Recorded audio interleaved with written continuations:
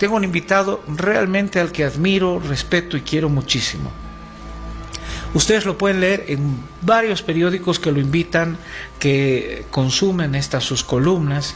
Es un hombre que está siempre metido en los temas de la coyuntura. Es un hombre que tiene el derecho, creo, dentro del ADN. Es un hombre que es abogado, especialista en temas de constitución y obviamente es un experto en resolver conflictos, el arbitraje y demás cosas. Prácticamente derecho familiar, corporativo, él se ha movido en todas esas aguas. Hoy día quiero darle la bienvenida al doctor Ramiro Sánchez Morales, que nos acompaña. Bienvenido, querido Ramiro, un gusto tenerte acá. Juan Carlos, un gusto estar nuevamente conversando contigo. Un saludo fraternal a todas las personas que tienen la gentileza de seguir este programa. Un gusto estar acá. Ramiro, a ver, yo voy a entrarle como en la tele, el tiempo es bien cortito, voy a entrar a la yugular de una vez. Hemos tenido unas elecciones judiciales bien raras. Primero porque hemos votado, el 99% de la gente no conocía por quién estaba votando. La campaña del Tribunal Supremo Electoral ha sido no mala, absolutamente mediocre, para ponerle una expresión elegante, porque no se conocían los méritos de cada una de estas personas. Se convocaba y no se convocaba, se dilataba, no se dilataba. Han habido fallos que han ocasionado que, si bien las elecciones judiciales tenían que darse en una circunscripción nacional, no se ha dado en todo el país. Y lo curioso es que se mantenía a la gente autoprorrogada, y hay varios lugares donde no, o sea, los ciudadanos no han podido ejercer su derecho legítimo y constitucional al voto. ¿Qué sabor te deja esta elección judicial? A ver,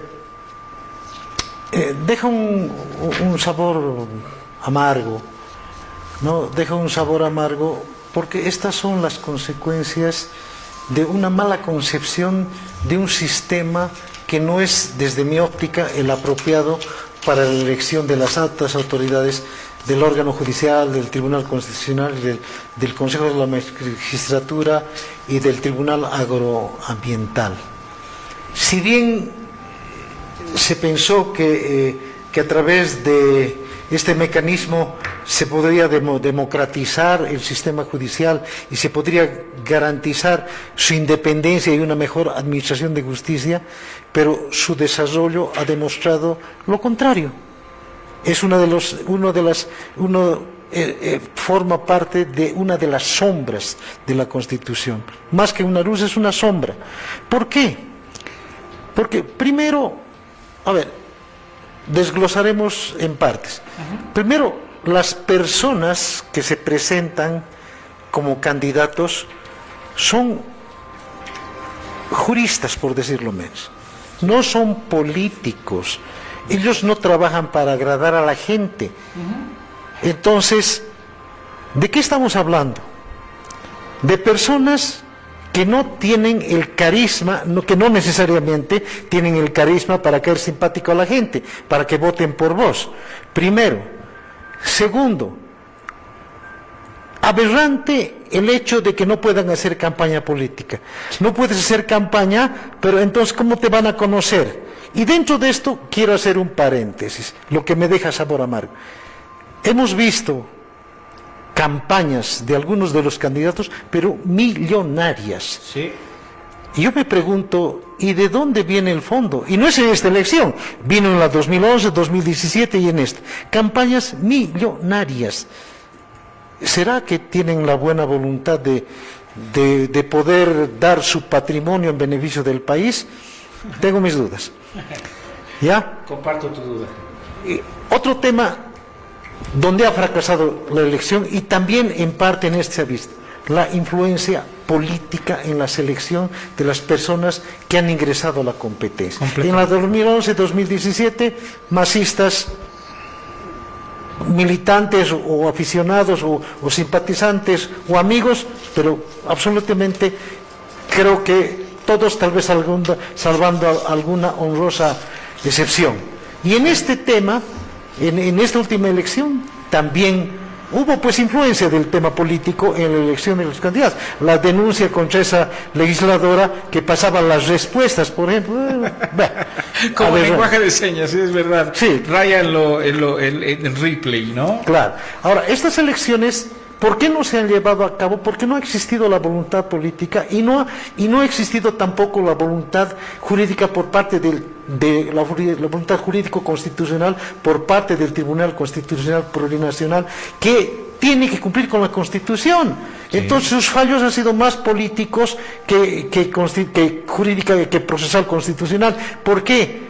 Porque ellos cuando interpretaron, lo que ellos debían era cumplir la Constitución, interpretar esas sentencias sobre las elecciones judiciales, obligando, por eso es su labor como último intérprete de la Constitución, tenían que haber obligado y orientado a que la Asamblea Legislativa y el Tribunal Electoral cumplan con su mandato constitucional y se lleven a cabo las elecciones o la renovación de los altos tribunales dentro de los plazos que establece la Constitución. La gran falla del Tribunal Constitucional. Y lo otro aberrante, el auto constitucional,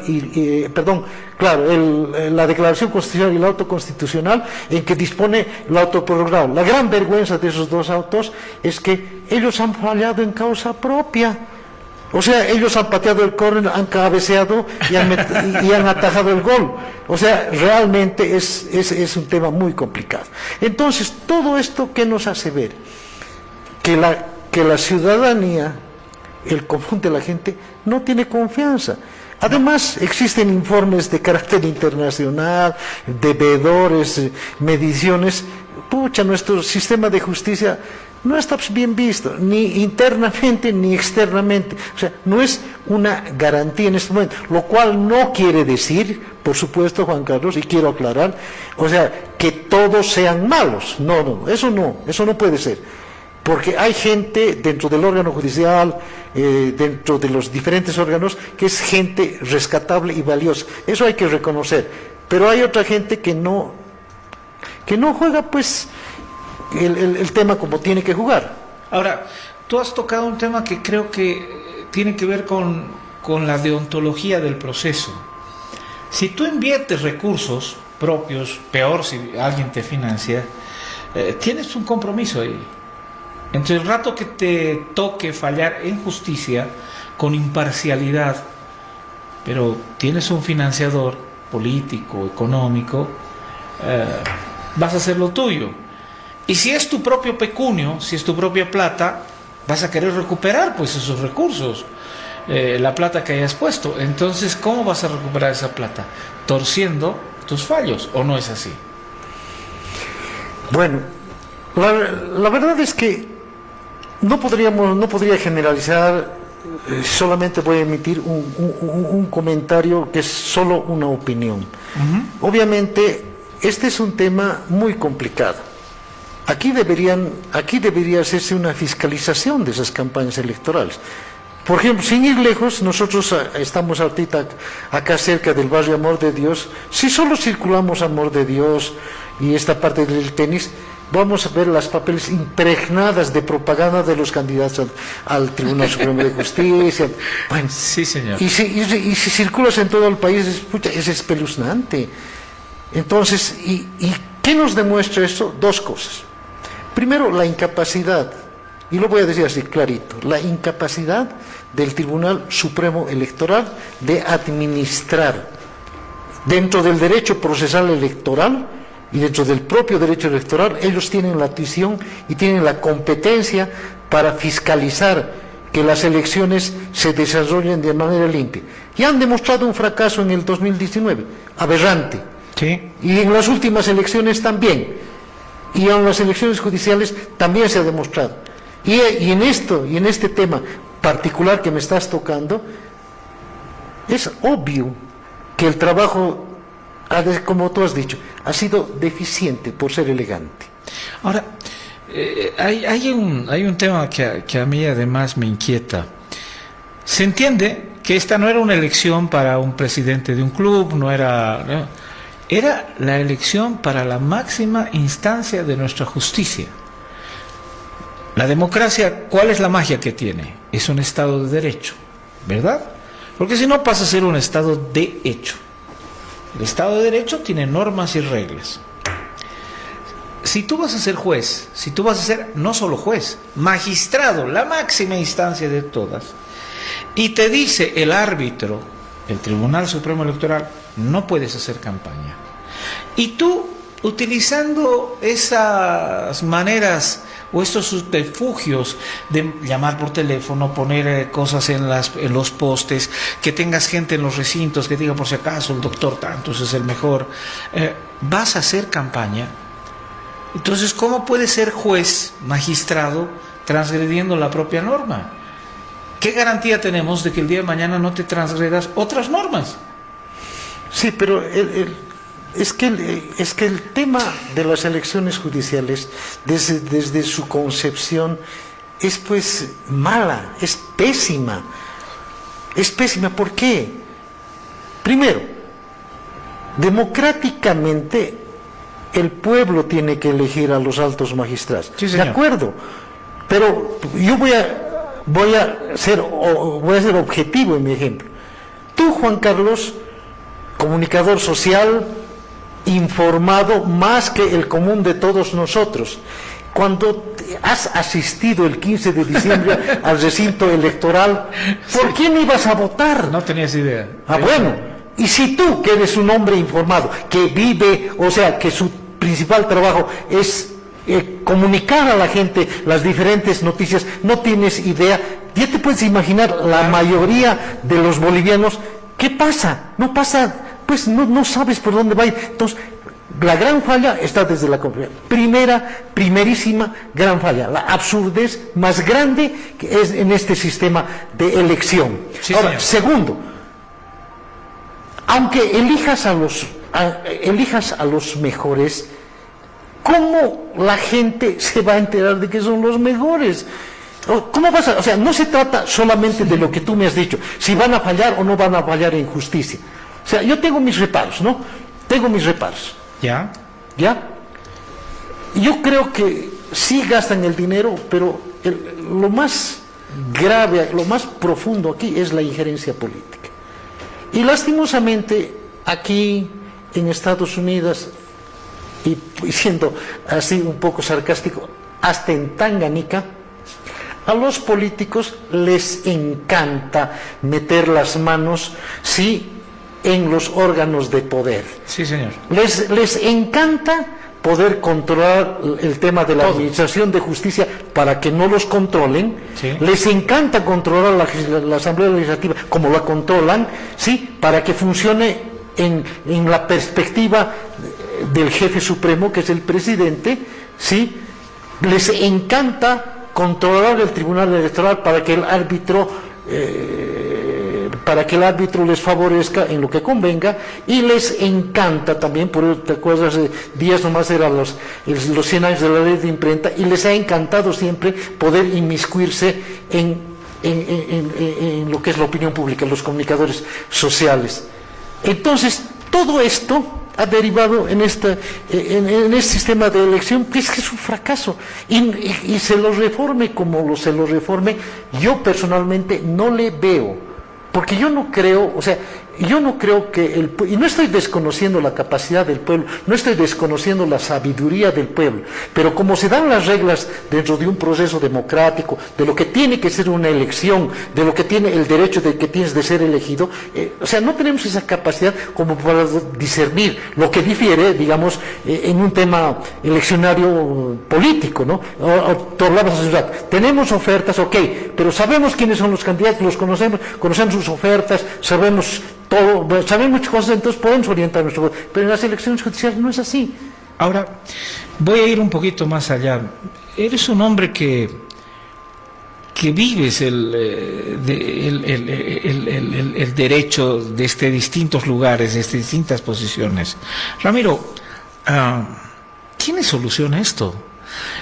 La famosa detención preventiva, por ejemplo, ¿no? Tienes el 72% de gente en cárceles con detención preventiva.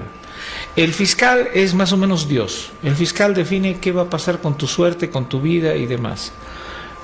hay jueces que, ayer teníamos un caso de la Caja Petrolera, que lo que pedía la parte querellante eran 7 millones. Y el juez dijo, no, que sean 68. O sea, ¿cómo puedes de alguna manera enderezar esta nave tan difícil que se llama derecho?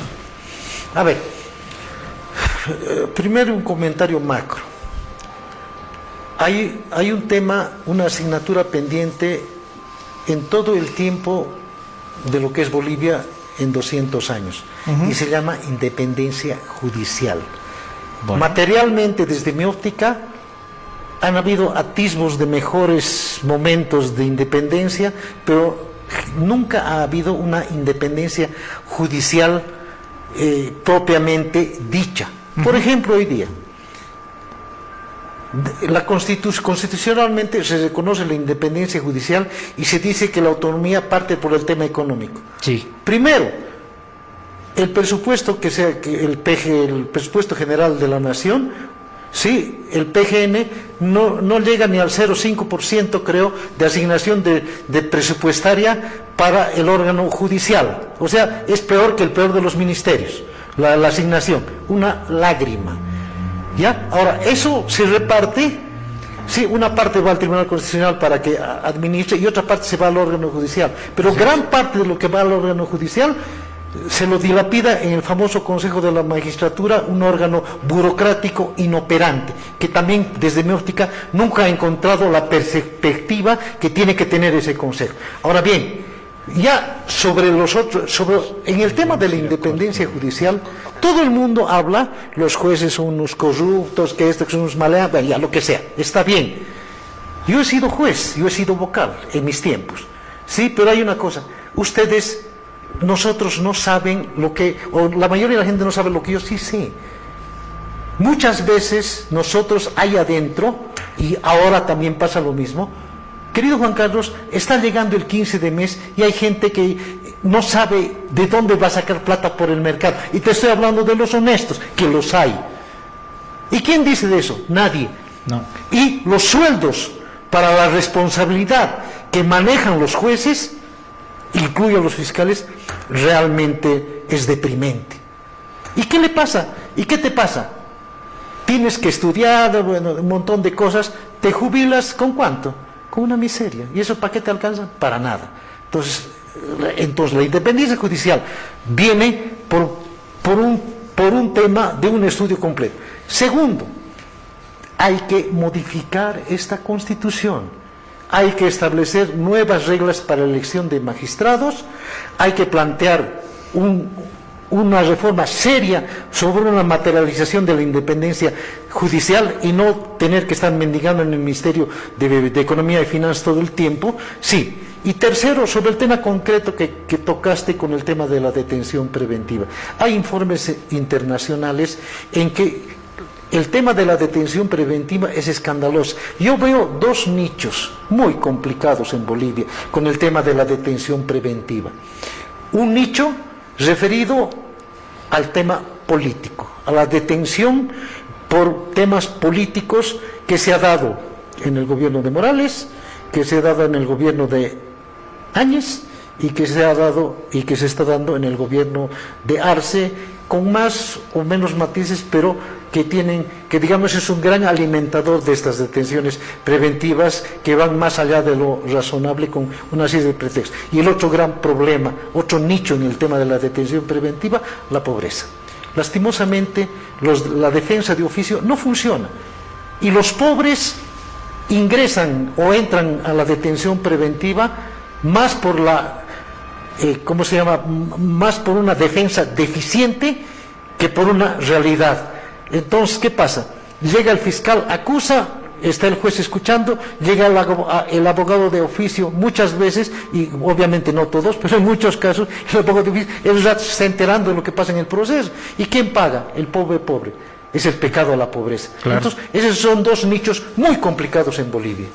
¿Sí? Con el tema de la detención preventiva. Entonces, este tema de la administración de justicia siempre ha sido un problema. No es que cuando yo estaba era la panacea, no, mentira. También habían problemas. No los que existen hoy día. pero también había problemas. Ahí me estás quitando la siguiente pregunta, mi querido Ramiro. ¿Estamos mejorando o estamos empeorando? No, esto es como el cangrejo. Cada vez para atrás. Ha ido atrás. Pero, mi querido Juan Carlos, a ver, te voy a dar ejemplos. Tribunal Constitucional, Tribunal Supremo de Justicia. Tribunal Supremo de Justicia, a lo que me acuerdo. Kenny Prieto Melgarejo. ¿Cómo se llama? Pastor Ortiz Matos o Guillermo Caballero Saucedo. Ya. Alguno más que no recuerdo, pero bueno, luces. 2011 empiezan las elecciones judiciales y dime un ministro, un magistrado, hasta los que han cesado este 31, ¿no? Dime un magistrado que haya descollado de esa manera como este. Ninguno. No existe. Vamos al tema del Tribunal Constitucional. Se instaura el Tribunal Constitucional y tenemos magistrados del vuelo de Pablo Dermisaki, Wilman Durán, José Antonio Rivera, bueno, entre los que me acuerdo. Igual, desde el 2011 hasta el día. ¿Cuál de los magistrados del Tribunal Constitucional tiene ¿cómo se llama? Esa sapiencia, ha dejado una huella? No pasa nada. Entonces, ¿qué ha pasado? Hemos ido para atrás. ¿Por qué? Ese es el resultado de una mala elección, ese es un resultado de un mal ejercicio de elección de altas autoridades y que lastimosamente, el único que ha calado es que la opinión pública no tenga confianza en el sistema judicial. Así es. Así de simple. Ahora, obviamente, y reitero una vez más, ¿no? Eso no quiere decir que todo sea malo. Hay cosas para destacar, por supuesto. Hay gente dentro del órgano judicial, dentro del Tribunal Constitucional, etcétera, etcétera, que es gente honesta, que trata ¿cómo se llama? Que trata de hacer sus fallos acorde a derecho, acorde a cómo piensa. Sí, se rescata eso. Pero hay otros fallos que son, pues, realmente terribles, ¿no? Solamente recordar, yo me acuerdo dos casos, por ejemplo, en el tema de tres temas del Tribunal Constitucional. La interpretación que ha hecho el Tribunal Constitucional en el caso Tipnis, muy complicado. ¿Cómo se llama? La famosa sentencia de la reelección presidencial reconociendo como un derecho humano. Así es. Sí, y tercero, este tema que está haciéndolo aparecer a don Samuel Doria Medina, que como que no estoy de acuerdo, que pide la desaparición del Tribunal Constitucional y que es los fallos sobre las elecciones judiciales y los fallos sobre el tema de los autoprorrogados. Entonces, muy complicado. Mira, entonces hay que reformar esto. Yo lo hablé en su momento cuando la ADN colocó a toda la Corte Suprema de Justicia para favorecer a un político en un fallo que hizo donde este empresario político tenía que pagar como $20 millones por impuestos al Estado. Entonces la Suprema dijo, sí, corre el fallo, e inmediatamente el político movió al ADN y se enjuició a la Corte Suprema de Justicia. Y me acuerdo que lo entrevisté varias veces a don Edgar Oblitas Fernández, que era presidente de la Corte Suprema, y reflexionamos sobre la importancia del poder, de la independencia entre poderes, porque ahí era un poder, una asamblea que se estaba metiendo a juzgar a una Corte Suprema, allá por los años 90. Y hoy día estamos en lo mismo, un poder que se coloca sobre otro poder y no permite esta mágica suerte de equilibrios de poderes. Creo, y si estoy siendo simplista, por favor te pido, mi querido Ramiro, me corrijas. La única receta es voluntad política, porque si no tenemos voluntad, vamos a estar en la misma historia siempre. No. Una parte de la solución al tema es la voluntad política, por supuesto. Pero la gran parte de la responsabilidad es de nosotros. De nosotros que nos hemos callado, de nosotros que hemos tenido miedo, de nosotros que por no meternos en problemas no hemos querido hablar. O sea, aquí tienen la opinión pública, sí, todas las personas vinculadas al tema de justicia tienen que intervenir y el mismo pueblo tiene que intervenir. Tenemos que orientar a los políticos a que haya pues una verdadera revolución en el tema judicial y que podamos llegar a mejores puertos. Con todo lo que hemos llegado hasta aquí, desde mis cálculos, por lo menos 15 años vamos a tardar en querer recuperar. Es muy terrible. Esto realmente es preocupante. Pero esto forma parte pues, de los planes. Y voy a hacer un pequeño comentario, me voy a animar a entrar en política. ¿Te acuerdas del plan Cóndor en el tiempo de Banzer? Señor. Claro que sí. Ya. ¿Qué hacía Banzer? Eliminaba a los enemigos políticos internos y externos. Sí, físicamente. Acuérdese de Andrés Elich Chop. Sí, señor. Gran compadre, pero que después lo hicieron desaparecer. Ministro de Gobierno, que dijeron que se habían rodado las granjas. Claro, en la casa de Alfredo Arcecar. Perfecto. El mismo plan Cóndor se lo ha aplicado a partir del 2005, ¿sí? Donde se han eliminado o se los han marginado o se los ha afuereado a los enemigos políticos, tanto a los de afuera como a los de adentro. Y uno de los elementos importantísimos para arribar a esto ha sido la devaluación del sistema educativo en general. Si tú comparas el nivel, ¿cómo se llama? Teóricamente hablando, el nivel de la calidad de enseñanza con el 2002, 2001, 2003, 2004, hoy día es mucho más bajo. Sí. El otro día el presidente Arce decía, los maestros tienen que exigir. ¿Qué van a exigir? Si aquí aprueba todo el mundo el curso, no importa si se aplaza o es el más brillante. Y además tienes programas de educación que no conozco porque no soy experto, pero he escuchado opiniones que no son precisamente los mejores. No. Entonces, ¿qué pasa? Esto pasa por un tema de revolución. Por eso son momentos de cambio, por eso son vientos de cambio. Entonces, si esto no cambia, estamos complicados. Y el tema de justicia va al lado de esto. Y el tema de la educación también está reflejado en la justicia. Y esa es la diferencia de calidades, con todo respeto, por supuesto. Pero esas son las diferencias que se notan ahora en la cancha. Ramiro Sánchez Morales, ustedes lo pueden seguir también en redes, es un hombre que siempre es inquieto, escribe desde el punto de vista de la justicia, de un jurista. Él ocupó el escritorio de varios lugares, digamos, ¿no? Él fue juez, por supuesto, le tocó impartir, qué difícil impartir justicia, escuchar causas, impartir justicia, fue vocal. De verdad, creo que es importante el aporte de luces, pero hace una sentencia condenatoria muy dura. Si no cambiamos el chip que tenemos, el tipo de país que tenemos, en educación, en justicia, en independencia de poderes, no puedes tener una brillante justicia cuando tienes un mal país. Y no vas a tener un gran país si tienes una mala justicia. Así que el cambio es ahora y hace una invitación. ¿Y nosotros qué? Nosotros somos los que definimos el presente y el futuro de nuestra nación. ¿Le parece? Esto es Postdata, nosotros empezamos. Gracias, querido Ramiro, muy interesante la entrevista. Espero que sea la primera en este ciclo de varias. Juan Carlos, con un mensaje al final. Digan. Querido, en esta vida el juzgar es divino. Yo soy católico y Dios es el único que se equivoca. Los hombres, cuando administramos justicia o administran justicia, se equivocan. Pero a veces esas equivocaciones no tienen que ser tan evidentes y tan provocadas como la que hemos vivido en algún momento en este país. Gracias por la entrevista. Amén. Gracias por la presencia y un saludo cordial a todos los participantes en este programa.